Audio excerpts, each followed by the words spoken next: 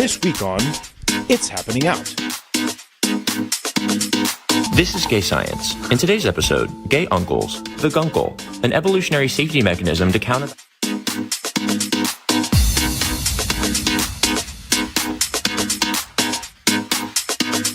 Angelica Ross claims Emma Roberts has apologized to her after the American Horror Story actress accused her co-star. I want to hear what Mikey Boy did down at the beach. It's all happening out tonight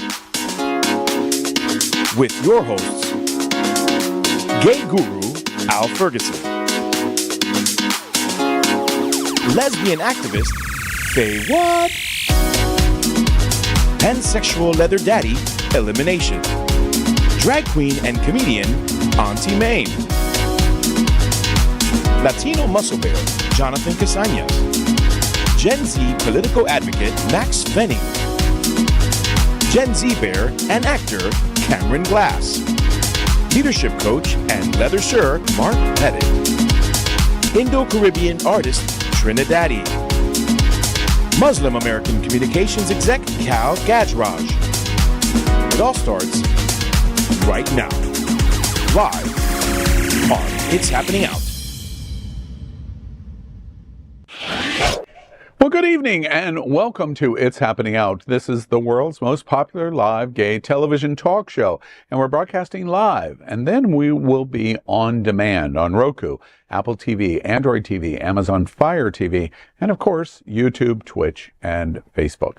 It's 9 p.m. Wednesday, October 4th, the first show of October. My gosh, the year is dwindling away on us. And I'm your host, Al Ferguson. As you know, Hotspots Magazine Happening Out Television Network is a nonprofit 501c3 media company in the same model of PBS and NPR, but designed for the LGBTQ plus community. Our mission is to support the 10 pillars of our LGBTQ plus community. We want to inform and educate the key issues of our Black community, Latino, lesbians and queer women, trans, students and youth, seniors, HIV/AIDS healthcare, business, social activism, and faith.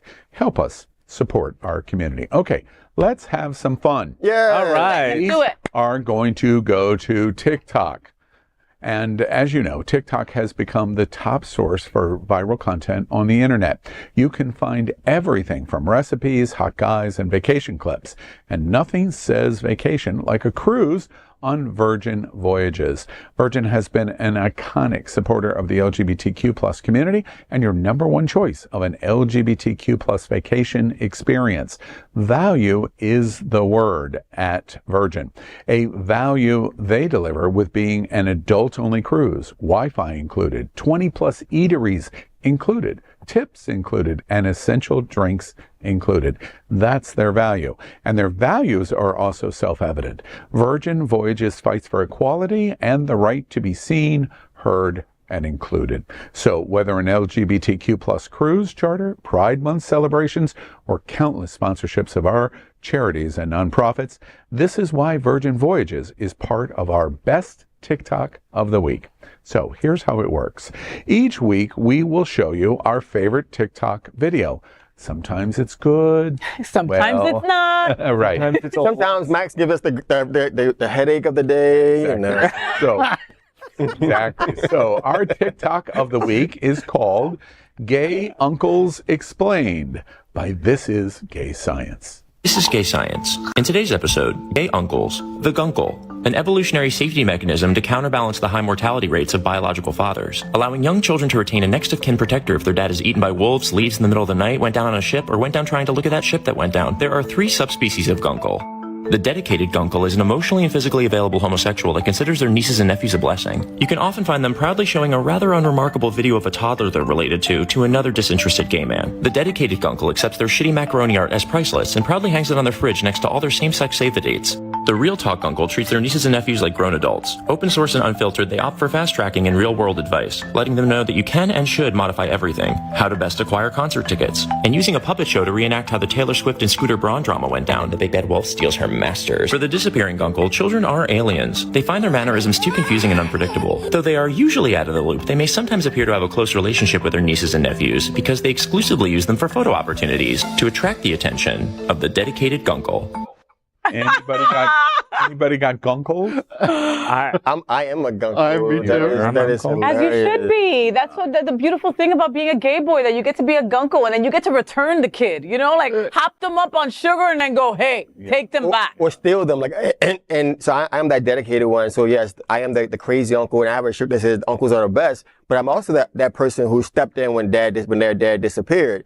And so permanently disappeared? Well, when their dad, when he disappeared, maybe went to jail. You don't need to get into the details. Oh, no, things happen. Things happen, even the journalist is interested in and I love that. What happened? But then I also get that dad moment where they're like, well, you haven't called me, you haven't done. So then I'm like, hold on, I thought I was just a gunk. Like, but you were the fun gunkle. I was that person who doesn't have any kids, but I've always been in your life, and you're like, well, I know at this point you're never going to have any children, so you're just my new uncle, and this is going to be my life for the rest of the life. I think the funniest part of this is when they talk about in dating that the disappearing gunkles like to look for the dedicated uncles, and that is how Luke and I got That was together. a very good uncle. It was. My nieces and nephews, I took to Alaska. I did a 30-day trip driving across America to the national parks.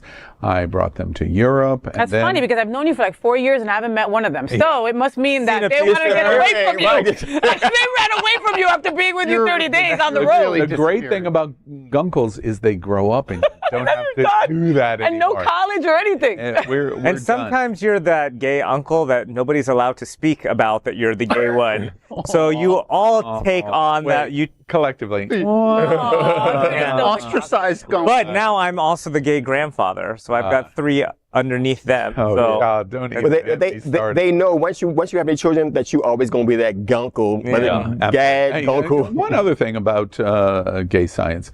What is it about TikTok and YouTubers that show all of the video, visuals like you see, and they're reading from a script and they're reading da-da-da-da-da-da-da-da-da. Are we entertained by listening to words at that speed? I love that pace. I love the fast-moving graphics. I love getting the whole joke within 1 minute. I mean, that's the heart of TikTok. Make me laugh and move on. Which is why it starts with 1 minute and then 3 hours later you're like, wait a minute, did I have an appointment? Did I go somewhere? What the hell just happened? We are, What exactly. day is it? You know, I'm never going to be good in TikTok. You know why? I grew up in the South. We talk slowly. You just talk. Before we leave the dock with TikTok, let's think about the best place to make your next video. And of course, that's a Virgin Voyages cruise.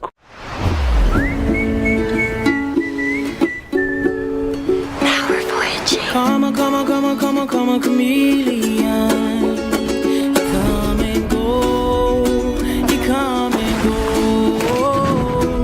Love will be easy because I like my dream. Red, gold, and green.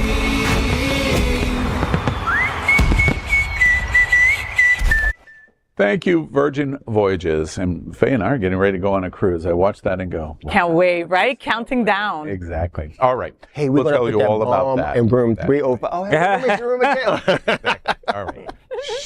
You can fit Trini in a brief. All right. Who needs a shot? You can see why I do. I do. Let's play our yes or no game called I'd Swallow That. I am going to make 4 statements, and if the hosts agree, they've got to take the shot. I'd Swallow That is sponsored by the LGBTQ plus community's favorite spirit brand. Bacardi is the world's most loved rum brand. Bacardi is as diverse as our LGBTQ plus community. Our neighbors right here in South Florida, they're the world's largest privately held spirits company. Bacardi is also a legacy name in their support of the LGBTQ plus community, with sponsorships, pride embracements, and a deep and passionate support for our LGBTQ plus charities and causes. And that's why tonight it's happening out. Please, I'd Swallow That with our favorite rum drink, Bacardi. Here we go. Question 1. Taking to Reddit and the Reddit workout, the subreddit More Pilates, More Abs, one man explained that he had downloaded Grindr and uploaded a photo of himself just for laughs, and realized all these thirsty gay men were starting to message him. Grindr, dude. So he decided to take advantage of the opportunity and sought out some new gym partners on the app. Nobody appears to be buying that far-fetched tale of this straight guy. That's what he says he was doing. Question 1. With a Bacardi shot, I'd swallow that. I don't believe a straight guy would go on Grindr for workout buddies. No. Is he white? Yes. I have to ask that. Okay, so I'm gonna drink half of a shot then. White people do the weirdest shit. So, you know what I mean? Like, I knew she was going to white bash. I'm It came back sorry. up. No, I'm so sorry. It's just white people do some weird shit. It's just what it is. So it's like, part of me is like, okay, yeah, do you go to a bathhouse for skin rejuvenation? No, bitch, you go to bathhouse for some sex, right? So like, why is he going on Grindr if it's not to have sex? But again, white people do strange shit. So maybe. There's a chance. Yes, that's what I'm saying. There could be a chance that All in right. his mind it made sense. I'll find beefy guys, right? That'll be interested in me too. So I'll get attention and a good partner. So tag team, my turn. So yes, the white folks do some of the strangest shit. So I was totally there because I'm like, you know what? I wanted to believe. You're white bashing too? I wanted to believe. What's new, right? I wanted to believe that you can set up a profile to be friends. But then I'm like, he's also that guy. But like, yeah, I just was a straight guy. But all of a sudden, his dick fell in my mouth, and I don't know what happened. Like, what happened? Okay. So, All right. so how do you go to? Oh, sorry, Bacardi. I didn't mean for that to fall out my mouth. But you can't say a body shot and then let's go to the gym and all the while, hey, let's go shower and don't expect for. I've been the victim of this white crime. bashing. Oh, there it is. I've been a victim of this, which is I've been at a gay club. I've had two, in fact, and you might even know one of them that. It was like, hey, you want to go out? Hey, you want to go dance with Write me? the name down here. I promise I won't share it. No, later, right? And then we actually even went on 2 dates after. And I said jokingly, I was like, yeah, watch, you're going to tell me you're straight. And he was like, yeah, I'm straight. And I was like, what? What the hell? I met you in a gay bar. You asked me out and like gave me your number and you're telling me that you're straight? And he was like, yeah. And I was like, bro, I don't know if I believe this. And we went back and forth for like weeks on this. It's a great out if they're not enjoying dating. I've got to move on. Well, the sex was bad. And it's like, oh, yeah, I was straight. I've got to move on. But I know, Faye, you'll agree with me that we have scientifically proven that Trini turns gay men straight. That's interesting. All right. Don't do that. Listen, you're not allowed at Hunters anymore. I love those gay boys. I need them to stay gay. I turn straight man gay too. Yeah. Okay. All right. LGBT, let's move on. LGBTQ plus heroes and villains have been making the realm of superheroes a more colorful place for many decades. From gay martial arts masters and lesbian detectives to badass bisexual anti-heroes and transgender magicians, many characters have left a mark and helped change the game. The best news is we are soon going to be get a perfect opportunity to pay tribute to those diverse queer characters. Question number 2. With a Bacardi shot, I'd swallow that. Halloween is coming up, and I have a favorite queer superhero or villain I would like to dress as. Have too many. Yeah. I'm a no on this one. You're a no? It has been too many Halloweens of not fitting in the door, uncomfortable shoes, leaving glitter around all over the place. Maybe I'm just getting older, but I want like a comfortable costume that I can wear out. Well, definitely. I'm just going to get some orange glasses and a little passport and go as Al Ferguson. You need a black card. You need an Amex black card. Right? So you gotta need a black you gotta card leave with the black and card. a Cuban twink. Yeah, you gotta leave with that. You have to leave. That's not accurate. You have to Two Cuban twinks. You're the ones that are here and they have their legs are dangling. Side to complete the outfit. You gotta leave. So Duly noted. I love this part, dressing up, and so when I didn't get into full dress up until I moved down here to South Florida. And let me tell you, I was Xena one year. Then some people said I was. Where's the? You were Xena. I was Xena. Love it. Oh. And then I was the Black Hawk Man. Then I love this part because you have the true opportunity to give color to where color is not always represented. Ah, that's a good idea. Yeah. And then B, show that we are amazing, and then show a couple skin. You know, that superheroes always wear the tightest, most wonderfulest things, and so I love this. Because I was gonna say, it's like, was this a Halloween picture or a picture of you last week in front of Alibi? Because it kind of was the same outfit. Right?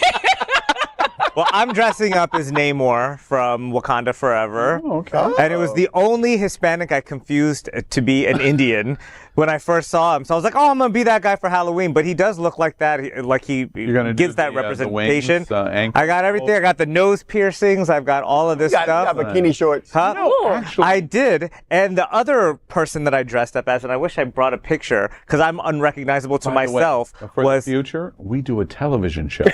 Medium. And I was Xerxes the God King. And I was like, well, I know he's not brown, but he paints himself gold. So I was like, I can get away with it there. Yeah. Actually, that Wakanda character, I can fully imagine you pulling off. Thank you. I can't. Only if you're in bikini shorts. If you're not bikini shorts. You know what I'm wearing I got some this year for Halloween? A smart person in a costume? Greece. I'm going to Greece. That's where I'm going to be for Halloween. All right. Just like LGBTQ plus on Wilton Drive, we're taking a lot of shots. Let's take a momentary. Did you call me a white person? No, I said you need a white card with your black card. Okay. All right. We are taking a lot of shots. Let's take a momentary break and hear from our sponsor, Bacardi Rum.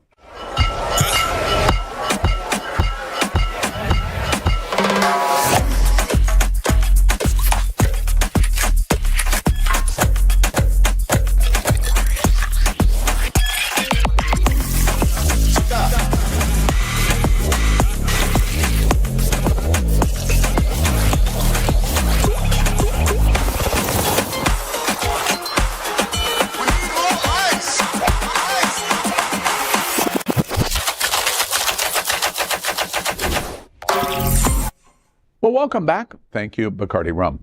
After days of detailing racist, transphobic, hostile, and abusive behavior on and off sets with several people involved with American Horror Story. Oh, are you watching it? It's amazing.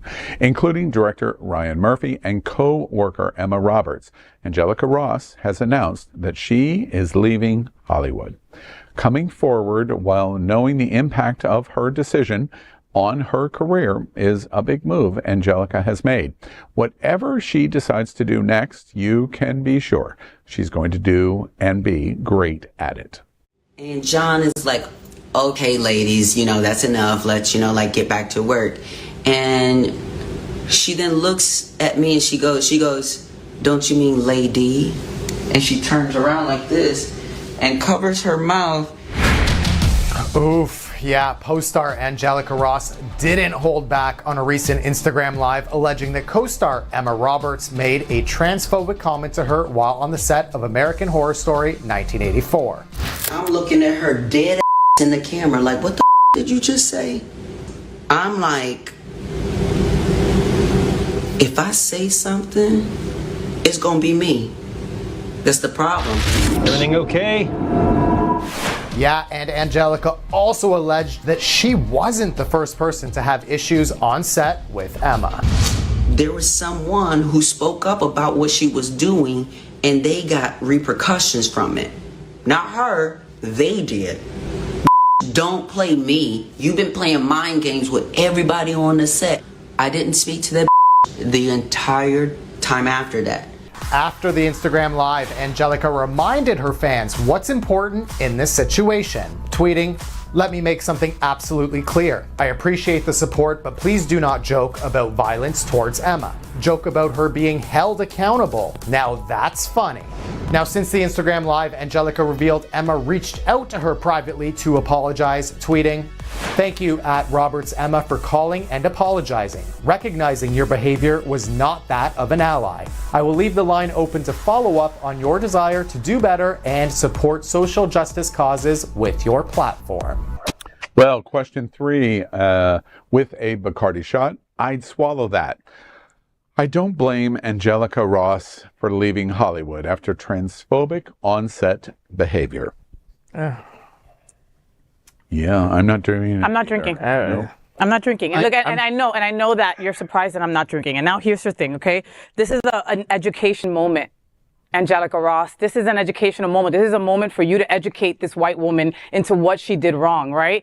Like, again, she made you feel bad. That's a fucking Tuesday for most of my black and brown trans sisters, right. okay? That's like, right. that is a motherfucking Tuesday, okay? Those are big princess problems that you've got going on right now. You can use your platform to continue to educate others and school people on not doing this to other people. Yeah. That's what you should be doing, and you're fucking talented as hell. You're gonna give up your career for Emma Roberts? Like, really? Like, come on. I thought that you had more than that behind you. I thought you had more fire. I thought you wanted to represent the black trans women like fully, 100% and show. You know how you win? By shining brighter, by getting more successful. That's how you win. And that is my truth, and I'm speaking it. I want to say something from my perspective, because I absolutely, we weren't there. We don't know the actual of the real. However, I certainly have initiated many very bad jokes. Let's just assume that Emma Roberts, that's what she was doing. She was dramatically making a very bad joke. If she was making a very bad joke, is that a death sentence for Emma Roberts? And in addition to that, to the point that you just made, doesn't Angelica Ross have an obligation to just burn her into the ground and perhaps do it in a funny way and then use that as a teaching moment to say, look, you can't do this. Your joke's not funny. It's inappropriate. It is hurtful. I respond to it negatively, but I'm a big girl. Because you are a girl, by the way, and I'm a big girl, and I can take it. But there's thousands and thousands and thousands of trans women of color that can't. And I'm the leader of their voice. I'm an advocate for them. So your bad joke or whatever this is, let's talk about it. Let's peel it. And if I need to burn you into the carpet, get ready, because here it comes. So I think I did take the shot, because at some point in time, being a person of color, being a black person, and being in situations that are uncomfortable, at some point that we get enough, and you're like, you know what, I've had enough. And to be full transparent, Faye and I had a conversation. I didn't even realize this was coming up. It's funny how the world works about leaving something. You're like, you know what, this might not be the right place. And so I remind Faye of the conversation that I said at this moment. So I want to challenge the piece that Faye mentioned about how she's leaving and giving up her talent, but she just said leaving Hollywood. She's not saying that she's not going to dive into her music. She's not going to dive into other pieces. So what Angelica may be doing is saying, you know what, this toxic environment may not be for me right now, so I want to put my talents into other places. Not saying I won't revisit this, but Emma right now, and to your point out, she said it. She put her on blast. She's also said, this is what you did. We've had a conversation, so no, don't beat her up, but let's hold her accountable to see what happens next. So she did a little bit of all of that, but we also got to remember too, sometimes the weight that the burdens that black folks take, especially our trans siblings, sometimes it gets to the point that, you know what, why even continue to fight in this area? Let me go somewhere else that I'm welcome. Angelica has a wonderful record or single out with Alternate, where she's done amazing things and being welcomed into the dance community. She may be able to put a time there, make millions and millions more, and then to say, you know what, I can go back where I feel comfortable. And I took a drink, and I think it's probably going to combine both of what y'all are saying, because I'm going to miss her in Hollywood. Her talent is astounding. But when you look at what she's moving towards now, she's got a whole political training team around her. She wants to run for office and go into that area, and that I'm excited about. But my concern though is if these comments that she's hearing that are just kind of the sly off the side ones, if that is that hurtful, I think politics is going to be a lot rougher than that. So I want to see her do well, especially for a black trans woman. It's going to be. You're going to pull her apart. Oh. But that's different. So, you expect. I'm sorry, but you expect it when in politics, but not from your friends. Ignorance. Wait. But those people are not her friends. They're her coworkers. I apologize. They're not her friends. You're right. They're her coworkers. So my point still remains though. As my coworker, you see me on set. The expectation of respect should be there.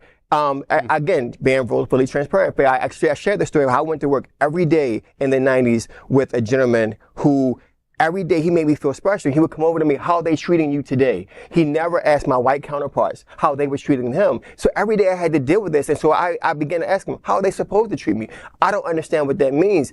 But you pinpointed that. And so Angelica might have had to deal with that. You don't expect. We don't know. Yeah. So I didn't take a drink.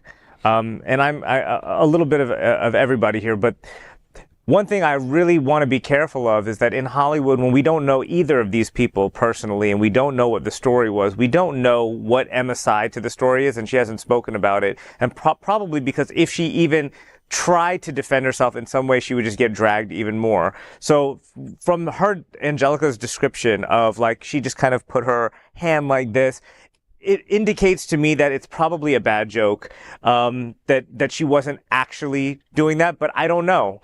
Also, this is a Ryan Murphy production. Everybody knows that Ryan Murphy is like the most, probably out of anybody in Hollywood. Giving us the most queer content. Exactly. But he's still a white man.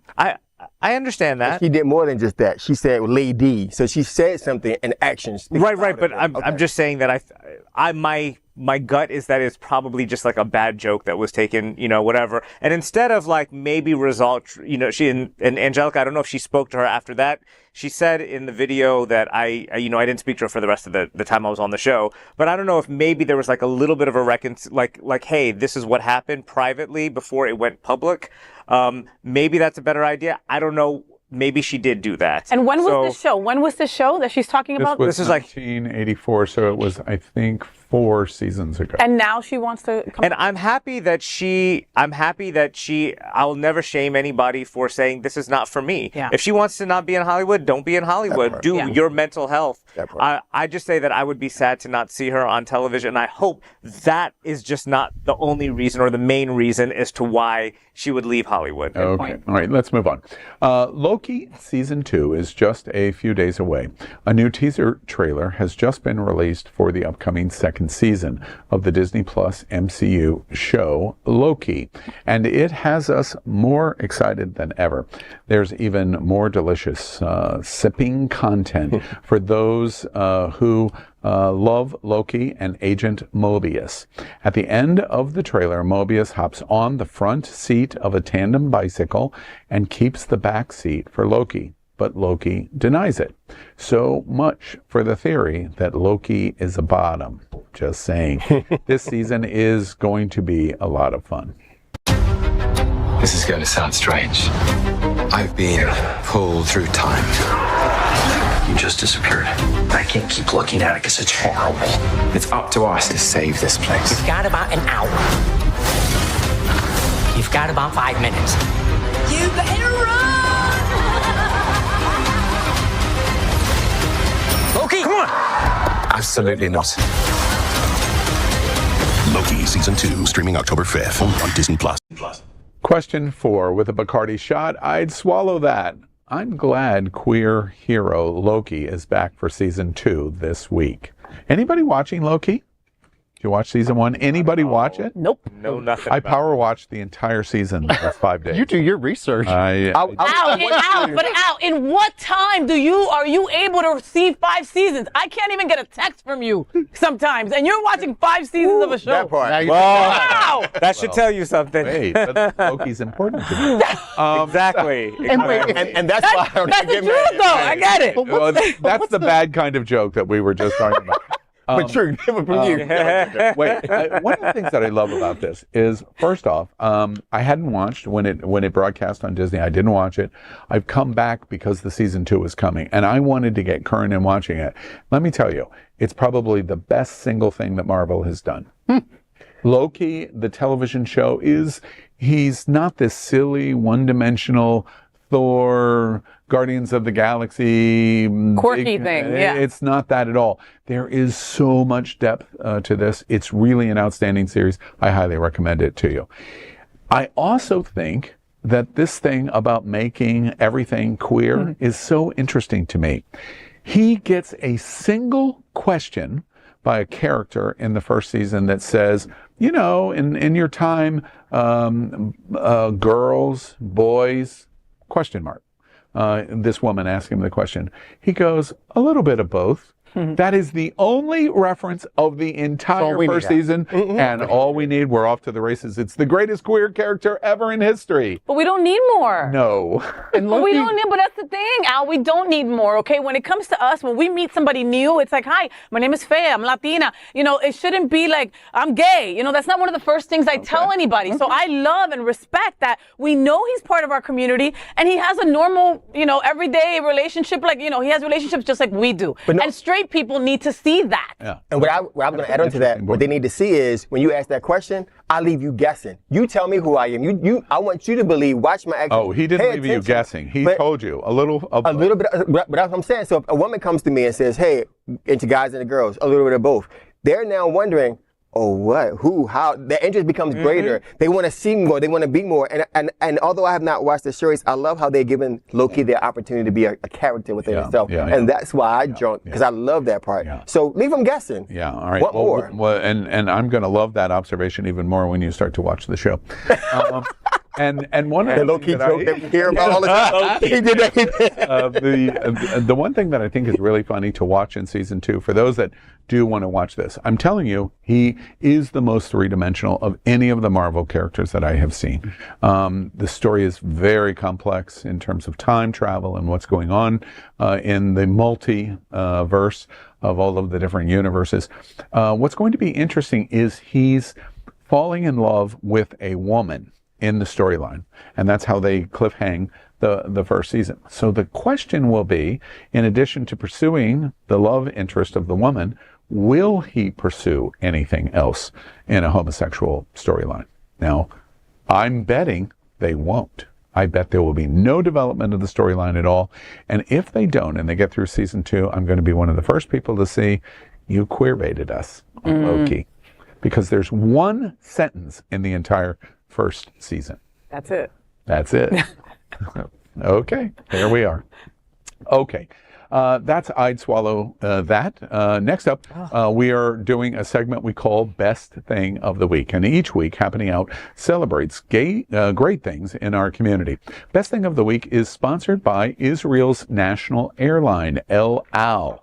El Al was born in 1948 with the state of Israel and is an expression of national existence and pride. And this pride is self-evident in South Florida. El Al features nonstop service from Miami to one of the world's great LGBTQ plus destinations. That's Israel. And this fall, El Al has begun connections between two great LGBTQ plus capitals, and that is Tel Aviv and Fort Lauderdale, with seasonal service, and next spring, adding extensive additional flights. And that's why El Al sponsors the Best Thing of the Week. And one point that I would make is I'm getting ready to fly to Tel Aviv on El Al, and I wanted to do it so much, I'm paying for the ticket. Oh, my goodness. All right. Al on El Al Airlines. Al on El Al. Oh my gosh. Can the white bashing begin now? Right. Or we just wait? All right. Let's our best thing. We love it when YouTube comic Michael Henry talks about some of the things gay men do or don't do. Oh, child, I interviewed him. There's a little something disturbing about it. This time, he is back with a video talking about his obsession over the size and finding a top. He apparently is searching everywhere for both. Michael Henry's new video is also a parody and a queer musical tribute to John Travolta and Olivia Newton-John's Summer Nights from Greece. Michael's fans are having a good laugh to see him meeting a guy who he thought was big and a top. But was he really after all of that? You're not sure. Are you also shouting, "Show me more, show me more"? Well, stay tuned. You got to see more. Summer trade, sexing away, leading to all those boning nights in the woods. Show us more, show us more. Let us see the dick pic. Tell me more, tell me more. Did you hook up real quick? Uh-huh, uh-huh, uh-huh, uh-huh, uh-huh. I said find me in the meat rack. He responded, made my coochie damn. Did you show off for any tops around? I got 5 facials. I nearly drowned. Ain't no fun, something's begun. But oh, those summer screws in the woods. Show me more, show me more. Send me some videos. Show me more, show me more. In this one, he's using a dildo. Uh-huh, uh-huh, uh-huh, uh-huh, uh-huh, uh-huh. Oh, Michael. The best thing of the week. Michael Henry celebrates the end of summer, of course, Grease style. I want to see them do the entire movie. Yes. Somebody get them a budget, let them do every scene. I would be there. Not at all. You have just proved you're even gayer than Elimination. Thank you. Oh my gosh. in the meat rack. So if you've never been to Fire Island and you hear about the meat rack, the moment I heard Love It in the Meat Rack Summer Gay Style, I was like, I've been in those trails. I've done some things. I've loved some people at the club and gone to the meat rack, went back to the club. I loved everything about that whole summer movie. That was the best. That's a gay summer from beginning to end. Yeah. I can't, I want to like it, but that off-key singing and that off-rhythm is singing, anybody going to talk about the performance quality? It was so grating on me that I couldn't get through. Here's the theater professional going, I'm sorry. I'm doing Grease at my theater. We just chose that for next. Now all I'm going to be thinking about is. I don't care because I'm just going to sing over them the whole time. Yeah, that part. But, I was expecting rhythm of the night, like there's some rhythm dance, Michael Jackson dancing, looking at the people in the video. However, but they're gay. Musical theater. They should do something. Have you been to Alibi Lady? What gay people you know with some rhythm? Let's be clear about that. Have you heard gay karaoke? We are not universally counted. That's true. But the verbiage and the words that he used, how he plays out the true life, and then he get disappointed because you're top for the summer, but when you go back home, you're a bottom. Yeah. So all that shit is so real. And it's got that whole thing that I think we all see in online dating, where everybody's like, "Oh, I'm verse or I'm verse this and verse that," and then you're like, "Girl." I was honestly getting a little PTSD because Michael Henry running around looking for large and top. It's like that's 9 out of every 10 people on Wilton Drive. And it's like, wait, there's too many of you. There's just too many of you. And I'm not one of them. So, best thing of the week is that, Michael, we love you. Yes, it's happening. We always love you. One other thing that we want to say about best thing of the week. We all seem to be in a lot of the same color. What the hell's going on? We're all wearing pink. We're all pink. Because I asked you to. Because we're gay? Because we're gay. Because we're gay. All right. As everybody knows, this is Breast Cancer Awareness. Thank you. Awareness Month. And this week is a big event here in South Florida. Hotspots Happening Out's Art Gallery with Dennis Dean is going to be celebrating and recognizing Breast Cancer Awareness Week through our gallery. And artists are coming together, many, dozens and dozens and dozens of artists to celebrate the women's and queer women, lesbian and queer women's experience. But breast cancer awareness is not exclusively for women, so we'll also focus our lights on our trans brothers and sisters and gay men, etc., in terms of the issue. And it's being hosted by FayWhat. Yes. And Dennis Dean, the artist, brilliant artist here in South Florida, has a picture of his mother who died of cancer, and then sister. Thank you, sister. And he had the inspiration to recreate that picture and photograph for an entire very large wall size. Very large wall. Very large wall. Well, it takes a lot of space to memorialize. Lots of personality. My hair takes half the wall. And it's as his sister, naked FayWhat. You had to add that to it, right? I mean, listen, this beautiful picture that Dennis Dean wanted us to recreate because, in honor of his sister that died 10 years ago, is just this beautiful woman wrapped in a huge pink ribbon. And he's like, this is what I want to recreate. I'm like, how do I put on clothes under that? He's like, you don't. And I went and tried to get like a clear bodysuit. I asked Jasmine Price Lord. She's like, yeah, you can go, blah, blah, blah. I couldn't wear it. I had to take it off. And, he told me his story about his sister, and I took my best friend, Michelle, and her mother died of cancer. So there was like this energy while we were filming, while we were taking these pictures of like, we must do this and this must be beautiful in homage to his sister, And now we get to unveil that picture this coming Saturday, and it's the size of a freaking wall. Well, here's the exciting thing. We're actually going to unveil Faye's nakedness right now. Bring the picture. No, we're not. No, we're not. So the tallest lesbian that I know is about to get twice as tall. I saw on phone a little glimpse. Let me just point out, I saw way more things than I ever really wanted to see. No, I'm only kidding. I think it's a beautiful story because there's a lot of intersection here. There's intersection with Faye and Hotspots and Happening Out and the Art Gallery and Breast Cancer Awareness and Dennis Dean and us celebrating that all of these intersections can come together and we can celebrate our community. We're at a point in the world where everybody has been affected by cancer. Elimination always talks about his mom. Like everybody, we're there. And when it comes to Black and brown, it's even higher rates of cancer, especially breast cancer, cancer, because black and brown folks, we don't trust medical professionals, and we've had bad shit happen in the past, and and just an easy mammogram, just checking yourself out can save your life. Yeah, absolutely. And so that's why we're all pink tonight. And when Faye asked us, of course we wanted to, I don't think Faye, and certainly I didn't either, think that we would take that even as far as chainmail. I didn't. And I'm so sorry for that. And you're laughing, but I am. Like when I first said, okay, I want to do something for breast cancer. I've been cancer free for 2.5 years. I want to do something for cancer. I do something for alcoholism, right? And addiction.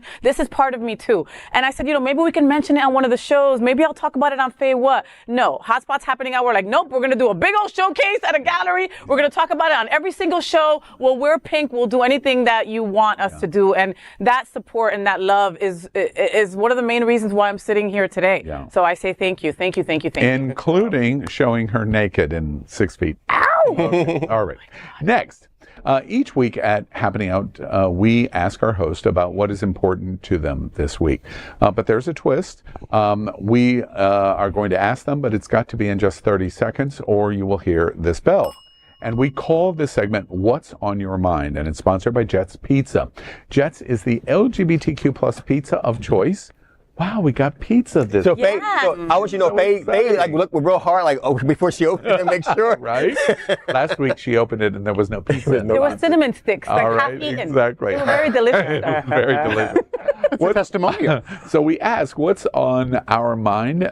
Probably the deep dish Detroit-style pizza you just thought. Yeah. Or perhaps the cauliflower thin crust. Gents Pizza has been with It's Happening Out for 4 years, and their Bigger is Better campaign this season captured our attention. And of course, they're talking about their slices. What did you think we were talking about? Jets supports a huge variety of LGBTQ plus events and nonprofits with more than 400 locations nationwide. They are considered one of the best franchise opportunities in America. And this is why Jets Pizza is our sponsor of What's on My Mind. All right, Mark Pettitt, let's start with you. What's on your mind? I am going to the UK for about 2 weeks to visit my newly acquired family over on that side. We're having a huge reception, basically kind of like a second wedding without the ceremony. So we're getting to connect with all the people who watched it online, posted their pictures and fascinators and all that, and get to really have a part of our wedding with Luke's entire family there. So I don't really know if you've seen any of the television shows of them partying, having parties in their pubs. It's going to be a messy. That's what we're hoping for. And FayWhat, what's on your mind? So Max's popular all-nude dating show called Naked Attraction. I am obsessed with this show, okay? So basically, it started in 2017, but now they just released it here in the U.S. And it's a dating show, but you're naked through the whole entire show. And they start showing your feet, then they show your knees, then they show... Yeah, right? So I've seen a lot of hoo-has in the last couple of days and a lot of penises. And I want to say thank you to all you people who manscape and take care of your areas, okay? Because for every pretty vag, there's a not so pretty vag. Yeah. And for every good-looking penis, there's a wrinkly, ugly one with the balls all the way to the floor. Right. But I love the show. I love their body inclusivity. I love that they're not ageist. I love it. Go watch it, Naked Attraction. Yeah. Are there any great penises? Yes. Yes. And they have gay boys. They have straight people. Define great penis. Like... size. Yes, and it's really cold, I guess, there, so you can just tell. Yeah. Okay. Naked Attraction, watch it. All right, and Elimination, what's on your mind? You always try to come in and trip me up and eat my time away. Thank you. Always try to silence the black guy. All right. So we know it's fall season, so it's the season of pageantry, of Mr. and Mrs. and mixes and things like that. And so I'm proud to say that. And this weekend here in South Florida is the Mr. Ramrod contest. Here is a 3-day event. Friday we kick off with a big old party. Saturday there's a meet and greet. We meet our current. We say goodbye to our step down. We celebrate the step down of our current Mr. Ramrod, and then we welcome our new classmate or our new Mr. Ramrod on Sunday. I am hosting. I'm excited to welcome in my new brother, my new Mr. Ramrod brother, who will represent South Florida leather community, who will take on the mantle of going to the international Mr. Leather community, take on that contest and represent us on a global stage. And so get ready for a kinky, fun weekend. This here Sunday at at 9 o'clock. I have two questions, or a question and a comment. First off, they couldn't find a host? Well, he hosted last year. I hosted last year, but you know what? The problem is, Al thinks that black folks can't talk, and Al thinks that black folks don't have any personality. Only he has a voice. So that part. But yeah, on Saturday, meet and greet at 9 p.m. Contest on so we're Sunday. saying goodbye. Right. We're saying goodbye to Mr. Ramrod James. We're taking him to Wuzzy Acres, where he used to be city, where we call where us old to pasture. All us old folks go. I will share with you. He's gonna watch this and go, I thought you were my friend, dude. He will definitely say that. But as a person who's been a former, the best thing ever is when you step down and say, you know what, I don't have to go to these events anymore. I don't have to starve myself. I don't have to go anywhere. When you think of elimination, you automatically think of the word former, because that's how it relegates. Oh. So back to my question. They couldn't find a host? They did. They found the best one ever. Okay.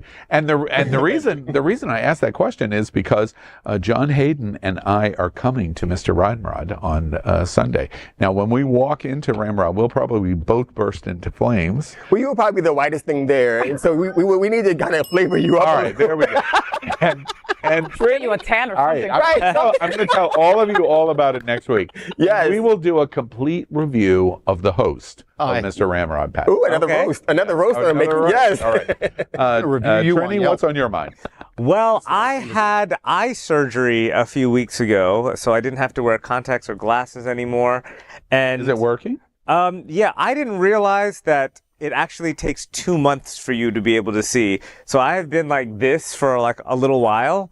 And now it's on Grindr, that can be good. Well, here's the stuff. I'm glad you mentioned that. So as my vision is coming back now clearer than ever it was before, I opened making some mistakes in your life. Al, give him his 30 seconds. The white man always taking the black man's, the colored man's voice. Shush. So I opened my Tinder up, right? I'm trying to clean out things because you keep getting all these notifications.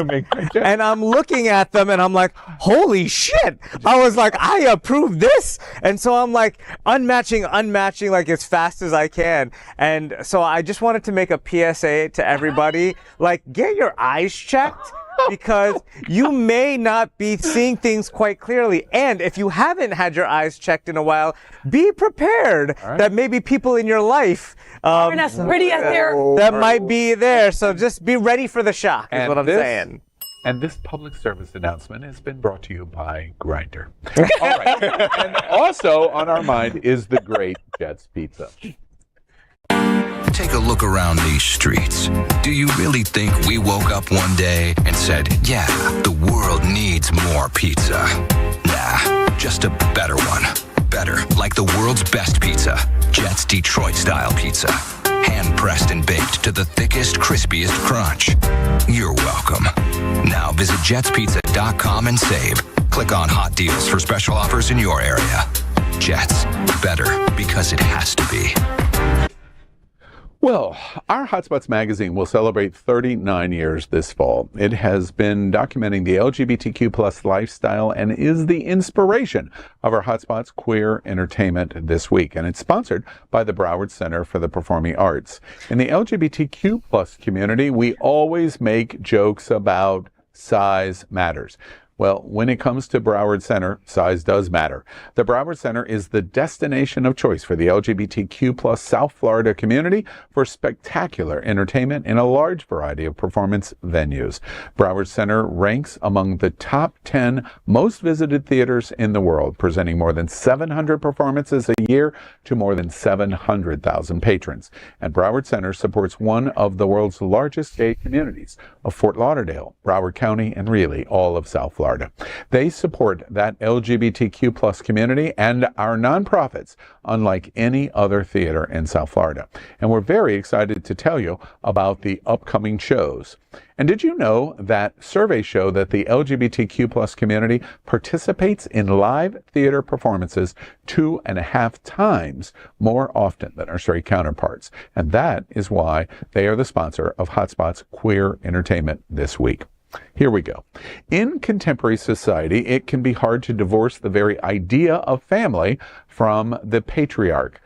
heterosexual cisgender paradigms. It can be even harder when making a horror movie about a queer family. Knock at the Cabin, Shinamarink, Evil Dead Rise, and Attachment are all 2023 horror films centered around families, and all have queer characters or themes. Shinamarink makes us question the very nature of the family as being safe, especially toward queer children. In doing so, it becomes the most honest film about queerness through the lens of horror. One of the characters in this movie, Danny, is not textually trans, but is played by actor Morgan Davies, who came out publicly as a trans man in 2020. We hope to see even more and better queer horror movies next year, too. The Hotspots Queer Entertainment is 2023 has been a great year for queer horror. What are your favorite horror movies? Anybody? Halloween coming? I'm a Saw girl. Okay, again, I don't like horror films, which is crazy. I don't like horror films, but I love Saw because if you watch Saw, everybody who got killed deserved it, right? And there was always a great way to kill them. Some of my favorites, right, were being impaled in the neck by 4 hyperthermic needles. I love that one, right? Another one was when it was called the pendulum strap, where the pendulum goes and slices you in half. I love it, right? Then there was one of my favorites is the reverse bear trap. Yeah, you put the bear trap on your face and then he closes it. Yeah, it's awesome. But my favorite by far is being naked in a freezer, in a meat freezer, and then every 2 minutes they throw water on you. Yeah, isn't that awesome ways to die? What? Why aren't you guys? That sounds like some good old kinky kind of fun though. I would do that. Like, put you in the freezer and throw water on you, some water torture. Like, I mean, I got all kinds of ideas. I am so not the horror guy. I hate horror films. Black folks are always the first one to die. But I am emotional. I get scary. So I'm all about the superhero thing. So I will say, I hate to say this, but Candy, we do need you to come back to American Horror Story because that was my favorite horror picture ever. When Candy did her thing, like, it made sure to survive and kill and fight and do that. But that was the only horror picture that I was truly all in for in all of my younger than you Al life.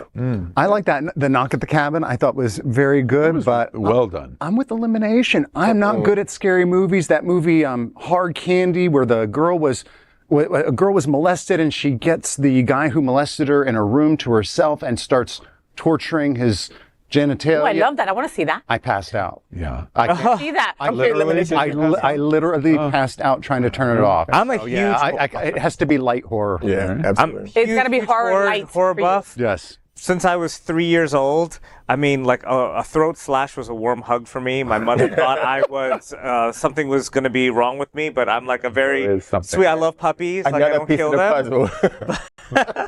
But I don't. It all makes sense now. The gay horror theme, like I haven't seen these yet, and I purposely, as I was like trying to prepare for this segment, I was like, I saw the spoiler alerts, so I'm not watching them yet. But if you're asking what my favorite horror movies are.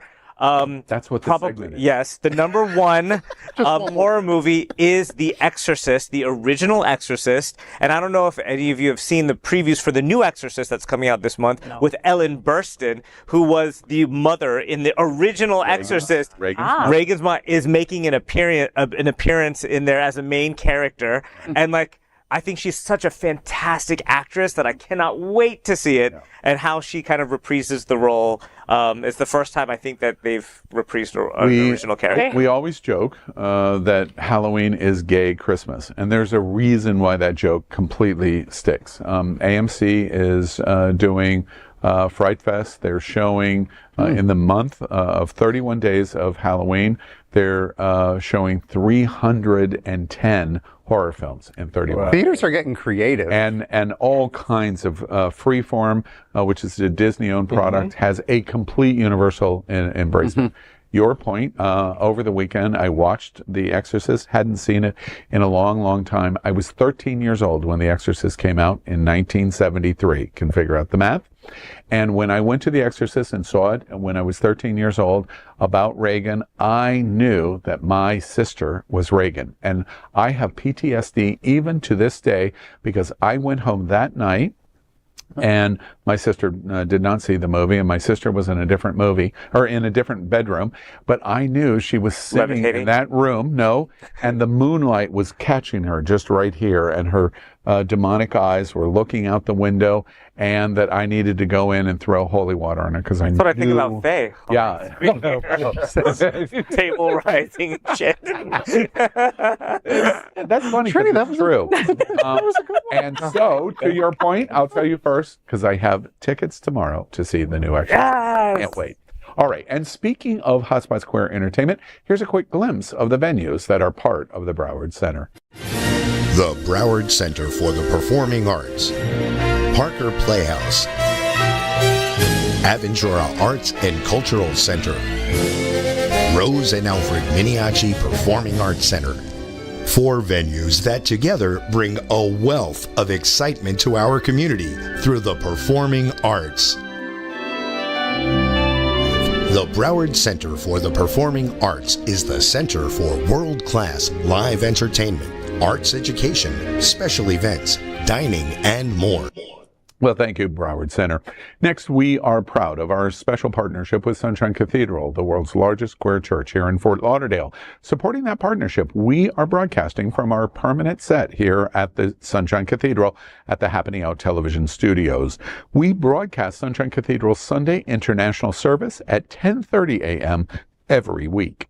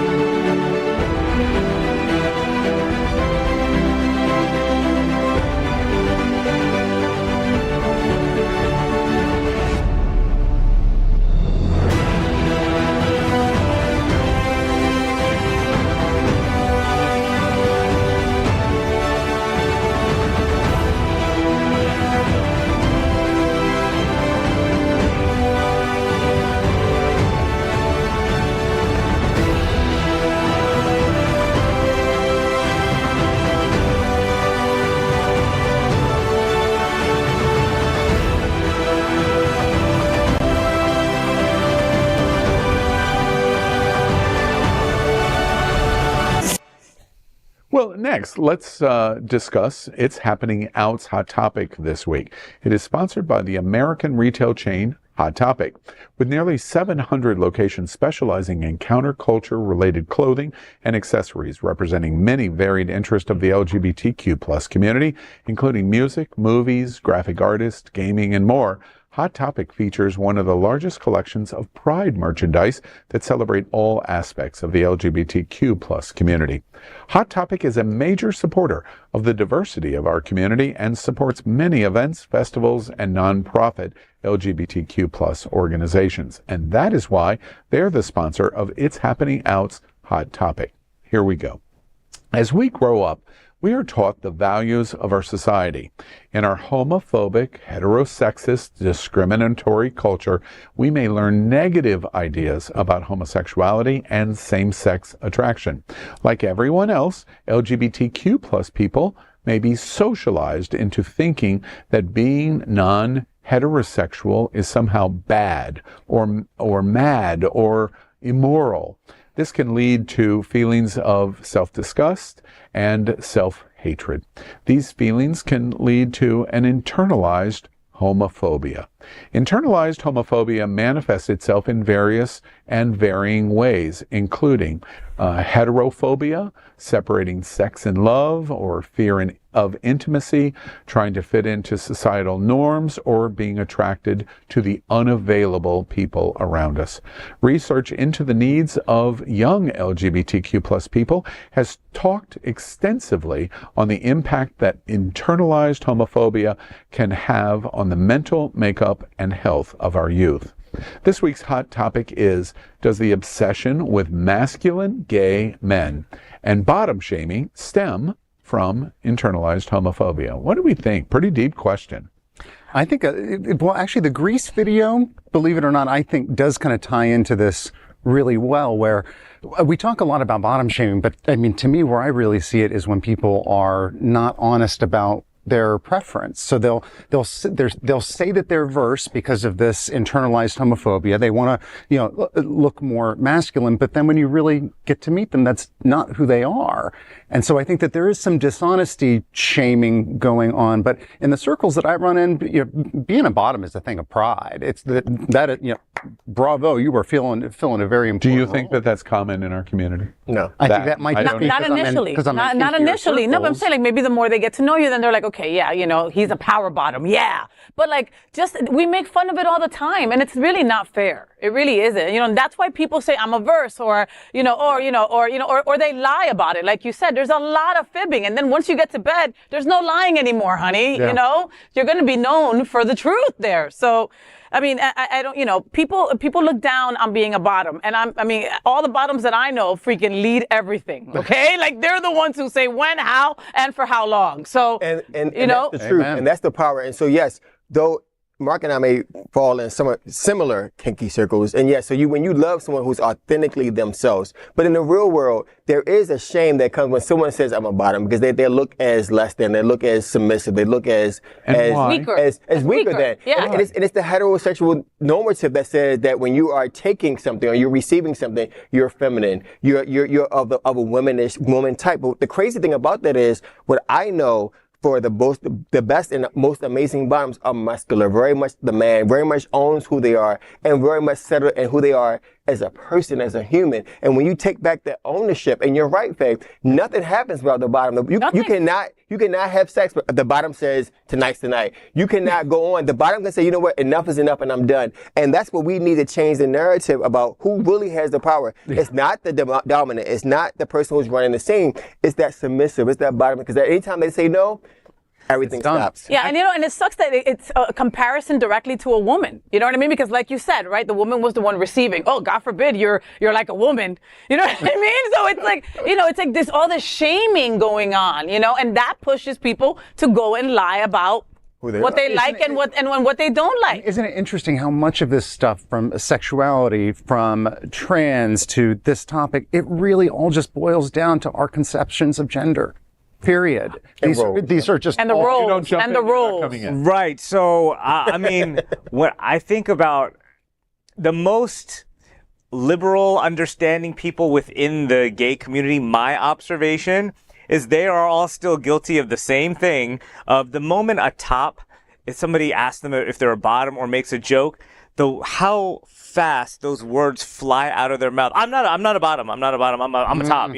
That's a different. That I feel like says a little bit more about the topic. It's just like we even feel that shame when we think that there's nothing wrong with it, And the jokes that we make and everything, I mean, the reason why that they're funny and we make a joke, I mean, I guess subjective funny, but why we make the joke is because it still does exist within us. And to Faye's point, the reason why bottoming has that stigma is not, I wouldn't say homosexual, like homophobia, it's misogyny.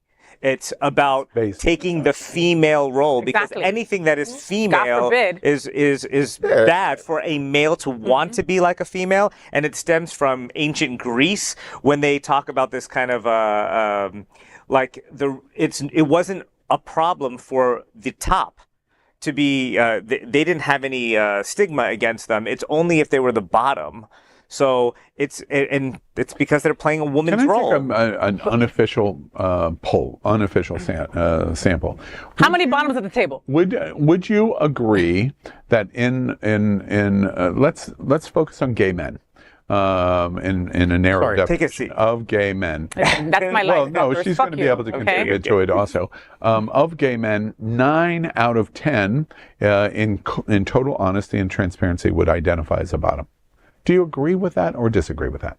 Disagree. Not from what I see. Okay. You disagree. Disagree. All right, let me ask it in a different way. Do you think a significant majority of gay men in transparency and authenticity would identify as a bottom. That's their preference. Yes. I don't. I think I couldn't tell you. I think it's probably 40-40-20. This is just my estimation. 40% bottom, 40% who would call themselves first, and probably 20% that would top shock category. me. That would absolutely shock Why? me. And the reason is because the bottom shaming goes on in the vast majority of conversation in our community, which indicates that in terms of whether it's coming out of being a sexist, which is what we're identifying, overwhelmingly this attitude comes from the standpoint that the majority of us identify in this way, and we don't want to identify that way. No, which meaning bottom. Because again, the last thing you want to be referred to or compared to is a woman. And again, what I've learned from my trans sisters is there's a lot of unlearning that we have to do. And this is part of it, because just like Trini said, the jokes fly out. They come out before we can even grab them. That's why we got to do better. And we have to do better. And that's why I love Lil Nas X when he came out and he was like, I'm a power bottom, bitch. You know, this is my platform. And he probably taught a bunch of people right there that, you know, it wasn't a shameful thing. And controlling their sex was also, there's also the new evolution of life now. And I think in our world is that controlling who I am and loving what I like. And like you said, this is who I am. I only want to tap, I'm a bottom. You know, a person saying I'm a bottom, owning their lifestyle and saying I will only date, be around a top to entertain. And because otherwise I am not fulfilled, I am not happy, or it's not where I want to be in life. And so I think, and I'm sorry, one more thing about the misogyny. Think about how a bottom has to prep in comparison to a woman. When a woman is on her moment, sex often doesn't happen. Yeah. If the bottom doesn't clean, sex doesn't happen. So that's another correlation that came into play. Again, like housework that women do. That part. And nobody wants to be compared to a woman. That's right. You know, and I to my friends, my closest friends know this. My best relationships that I have had in my life, I identify in preference as a top. My best relationships have been bottoms that know exactly what they want. And therefore frequently control me of going, oh, this is what and this is what, and it's like, okay, that's good. And it can be complementary in those two things, which is ultimately why I think I'm not a sexist, because it was never a need to minimize a female role in our society. And so therefore, honestly, I think I'm a good top because I don't minimize. I may participate in jokes inappropriately, and I think through the years of inappropriate jokes, but in terms of implementing it, I don't do that. I don't think we do a very good job of that. And that's this issue of we internalize our homophobia, that we don't want to play the woman's role. I have a solution. So this is the solution, is that straight men, because obviously the pleasure comes from the prostate. It might also come from the role if you feel like more of an effeminate. The second hole. And the second hole, which I've learned on the show, second hole. You're welcome. Thank you, Elimination. Is that like we also ascribe kind of a feminine behavior or feeling to bottoming. So if we kind of empowered that and said, hey, straight dudes, John Cena, I want you to come out and say, I love using a vibrator or a dildo, or like having my girlfriend use that on me. Jason Momoa, experiment, come out, tell us how it's going. And that way I feel like people who are masculine in society, or looked at as masculine, that are experimenting with that kind of pleasure, I think if that kind of gets out, it's like, all right, well, now it takes the stigma away from it. I think that might help. Sure, I think I want to move on to a game. But I think the idea of the effects that internalized homophobia has in our own community is a very powerful topic that we should be talking about more, because it interferes with the quality of our life in many, many ways. Our growth. Interesting topic. All right, next, let's have a playful conversation about sex. A little different than the one that we just had. It is a game that we call Shag, Marry, Chop, and is sponsored by Andrew Christian. AC is the world's most recognized sexy fashion brand for men. Iconic names like Trophy Boy, fashion wear, swimsuits, and underwear are just the start of the Andrew Christian brand. It's founded by and dedicated to the LGBTQ plus community. Andrew also has been included in the prestigious Out 100. And very interesting that Andrew Christian has become a status symbol for straight men wanting to adopt the style that the queer community represents. The brand's support of our LGBTQ plus community is unparalleled through pride events, major parties, our charities, and so much more. And Andrew Christian's presence in pop culture, entertainment, trending video content, and so much more is why Andrew Christian is our sponsor of Shag, Marry, Chop. So this week we want to continue to celebrate Hispanic Heritage Month as we start spooky season. It's October. Gay Christmas is starting with Latin actors who have played in horror movies. See how we threaded those needles?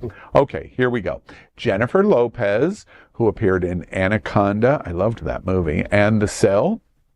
Diego Boneta appeared in City of the Dead Men, Monster Hunter, and Monster Party, and Summer Camp, and Scream Queens, and Pedro Pascal, The Last of Us. Ugh, I can't wait for that to come back.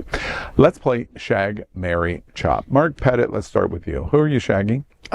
J-Lo is so hot, and I think is the biggest stud of a woman that you could possibly be. Plus, I mean, she's also wrestled anacondas. I mean, she's a little overqualified for this job, I understand, but still, I mean, maybe a young python. Maybe, but not an anaconda. But yeah, she would definitely be my shag. I would marry Pedro Pascal. He will literally go to the end of the world with you. If there was a meet and greet, all of your tires would be deflated in the parking lot. And that just leaves our young Diego. But I mean, you put him up against J-Lo and Pedro Pascal. So I feel bad for him. He's beautiful. Like, he's very smart, great business person, but why are you souping him up? You already chopped him. Yeah. No, I just want to. If he wants us, I don't want to. I don't want to. It's not you. It's me. That I don't like you. Yeah. We specialize in apologetics. It's why Mark Pettit's been so great on every reality show he's been in. And never picked. And Elimination. So I. That's messed up. Sorry. That was shady. I'm sorry. Barely. So shady. So I am actually going to shag Diego. I actually like the quirkiness. I like the fun out of the three. I think that we could do it, hit it, quit it, have some fun with it, move on. Quit it. I ain't never got to see you again. We see each other in the club. We give each other the one-up. We will never, ever speak about it again. Wow. Each other the what? The what? The what-up. What's up? I am actually going to marry Jennifer Lopez. I am going to marry the Jennifer Lopez of Enough. Notice how I brought back my hashtag Enough. That Enough, that character, the Anaconda, that badass, that's the woman that I want to take with me wherever I go. So when Al starts flipping at the mouth, she can punch him in his throat, and I don't have to do it. And life is such a better place. She would then become a better top than you. Hey, but you know what? At the end of the day, we can see how that goes. And I am chopping Pedro Pascal. Just sorry. That's fine. We'll take it. You can have him. That's why when the show started, he was like, "We all gonna do the same." I bet you we won't. And here we are. Take it. Recently watched Pascal in a movie that I did not know who he was when I watched it. Have you seen the horror monster movie Great Wall? No. And he was the secondary character, very quiet. Go back and watch it. He was outstanding in it. No. Yeah. And Trini, who are you going to shag? I'm going to shag Pedro Pascal. And it's not that I really am a fan of his. I don't really care, and I don't really find that much with him. But he was... I forget what his name was, from Dorne in Game of Thrones. Yeah. So I'm not on the Pedro Pascal train that everybody else is in. I could totally leave it, but because I like Game of Thrones, I'm gonna shag him. And he was kind of hot, his character, and he had that accent like, I'm Montego, I prepare to die. You mean Spanish accent? Well, is that what you mean? Is that the particular accent that you've never heard? Welcome to Latino off that now. Let the table fly. Hispanic Heritage Month, and you're like, that accent. I'm talking about the Dornish accent. I'm not into that. I'm a ride his train. I'm not into them. I'm ride his train. It's okay. Next thing you know, he's gonna call them all Mexican. Let me wait. And that they're speaking Mexican. Let me wait. Go. So go. I'm going to I'm going to marry Jennifer Lopez because obviously she has the clout, she has the money, like she's everything. I did look up the other dude to see if he could give Diego to see if he had some competition, and I heard him doing some impressions and they were terrible, kind of like my Dornish accent, and this is not on the again. same level. I'm tiptoeing off the set now. No. Pascal, it's either Queerty or LGBTQ Nation. They do their big annual awards. Pascal is up. There's 3 or 4 nominated. He's up for Daddy of the Year. Oh, he's gonna win that. And yeah, I think he is. And Faye, who are you shagging? FayWhat? So I'm gonna shag J-Lo. Like Elimination, hit it and quit it on the 6th. All of that, I'm good. Yes. I'm. Wait, You're gonna quit it? Wait, not letting you get away with just that. So J-Lo and you. Hit it and quit it. Yeah. Who hits it and then who quits it? Oh, I hit it and then I send her on her way. No, I hit it and then we have arroz con gandule and then I send her on her way. All right. Can you? I was going to do an inappropriate thing. What did you? An inappropriate joke. And he points at you. We're gonna have rice and beans and then I'm gonna send her on her way. Yeah, arroz con gandule. Yeah. Okay. All right. Now, if would you add Jennifer into the threesome with Teresa? Hell yeah, if Teresa's okay with it. Yeah, Teresa, let's talk about it. I'm down. She's going to have some choice words for me when I get home about that one. Yes. So I'm shagging. Yeah, so J-Lo for sure, shagging. And you know I'm marrying Pedro Pascal. I mean, there's just nothing about him that I hate. I love everything about him. And the great thing about Pedro is I'm married to him and I could also sleep with his sister when I want. So I'm good. Like, I'm set up with Pedro. You know what I mean? If you really think about it. And so then I have to chop Diego.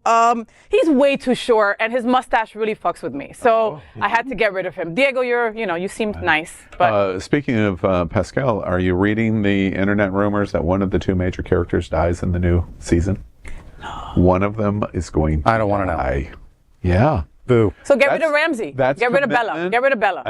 And I'm good with that. If I had to pick between Bella and Pedro, bye girl. I'm sorry. I need Pedro in my life. Go get the mail. If they do that, it indicates that they're going to propel themselves into the quality level of something like Game of Thrones. Because when you're willing to throw the main character away, they're committed to the show. So it's going to be exciting. All right, with so much shagging, marrying, and chopping, let me remind you of what we absolutely love about Andrew Christian. It's all about us. It's all about us. All about us. We're dancing close together, making out, making out. It's all about us. It's all about us. There's a magic in your eyes, can't get enough. I can't get enough.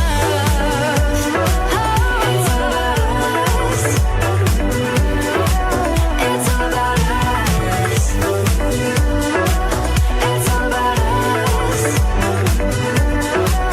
It's all about us. Time to go home. Don't want this night to end. Yeah, about time we stop pretending. Come home with me. Let's write a history. Tonight I'll make you see. It's all about us. It's all about us. We're dancing close together. I have to say, I absolutely love that campaign on Thick. I think it's absolutely fantastic for our LGBTQ community. Thank you, Andrew Christian.